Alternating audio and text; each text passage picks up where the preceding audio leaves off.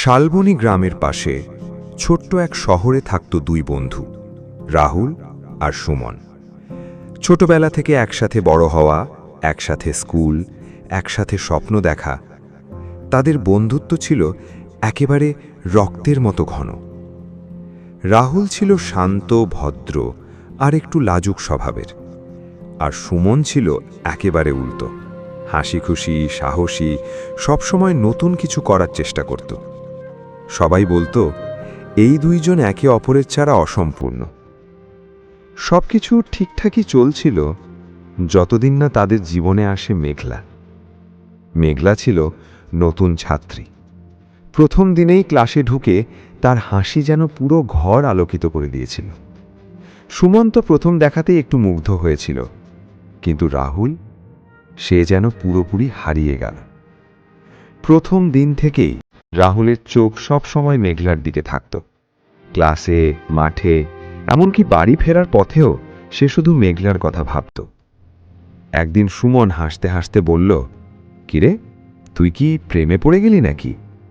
রাহুল লজ্জা পেয়ে হেসে বলল, না রে, তেমন কিছু না। কিন্তু ভিতরে ভিতরে সে জানত সে ডুবে যাচ্ছে।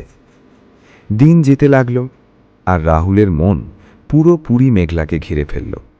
সে পড়াশোনায় মন দিতে পারত না, বন্ধুর সাথে সময় কাটানো কমিয়ে দিল, এমনকি নিজের পরিবারের সাথেও কথা কম বলতে শুরু করল। সুমন সব বুঝতে পারছিল। একদিন সে সিরিয়াস হয়ে বলল, দেখ, ভালোবাসা খারাপ না, কিন্তু নিজের জীবনটা হারিয়ে ফেলিস না, তুই আগের মতো নেই। রাহুল একটু বিরক্ত হয়ে বলল, তুই বুঝবি না, এটা আলাদা। সেদিন প্রথমবার তাদের মধ্যে দূরত্ব তৈরি হলো। কিছুদিন পর রাহুল সাহস করে মেঘলাকে নিজের মনের কথা বলল।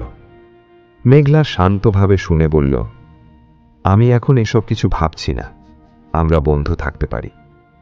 এই কথাটা রাহুলের জন্য ছিল ভীষণ কঠিন। সে আশা করেছিল অন্য কিছু। সে ভেবেছিল তার ভালোবাসা একদিন মেঘলাকে বদলে দেবে, কিন্তু বাস্তবতা ছিল অন্যরকম। এরপর থেকে রাহুল আরও বদলে গেল। সে একা থাকতে শুরু করল, কারো সাথে কথা বলতে চাইত না। তার চোখে সবসময় একটা অদ্ভুত শূন্যতা দেখা যেত। সুমন আবার তার কাছে গেল, এইভাবে চলতে থাকলে তুই নিজেকেই হারিয়ে ফেলবি। আমি তোর বন্ধু, তাই বলছি, নিজেকে সামলাস। রাহুল ধীরে বলল, আমি পারছি না রে। সুমন কিছুক্ষণ চুপ থেকে বলল, তাহলে আমি তোর পাশে আছি, কিন্তু তোরও চেষ্টা করতে হবে। এরপর শুরু হলো ধীরে ধীরে বদলানোর সময়। সুমন রাহুলকে আবার আগের মতো করতে চেষ্টা করল, ওদের পুরনো জায়গায় নিয়ে যাওয়া, একসাথে ক্রিকেট খেলা, আড্ডা দেওয়া, সবকিছু। প্রথমে রাহুল খুব আগ্রহ দেখাতো না, কিন্তু সুমন হাল ছাড়েনি। একদিন সন্ধ্যায় তারা নদীর ধারে বসেছিল।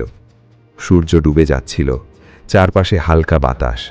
সুমন বলল, জানিস, জীবনে সব কিছু আমরা পাই না, কিন্তু তাই বলে নিজের সব কিছু হারিয়ে ফেলতে হয় না। রাহুল চুপ করেছিল, তার চোখে পানি চলে এসেছিল।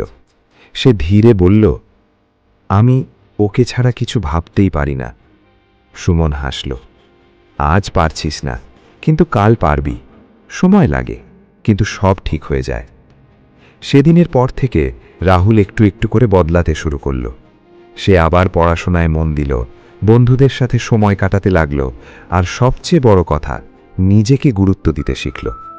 মেঘলা এখনও তার জীবনে ছিল, কিন্তু আর কেন্দ্রবিন্দু ছিল না। একদিন অনেক দিন পর রাহুল নিজেই বলল, ধন্যবাদ রে, তুই না থাকলে আমি হয়তো নিজেকে হারিয়ে ফেলতাম। সুমন মুচকি হেসে বলল, বন্ধু তো সেই, যে তোর খারাপ সময়েও পাশে থাকে।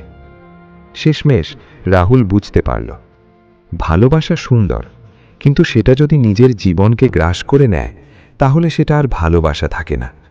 আর সত্যিকারের বন্ধুত্ব, সেটা এমন একটা শক্তি যা মানুষকে আবার নিজের পথে ফিরিয়ে আনতে পারে।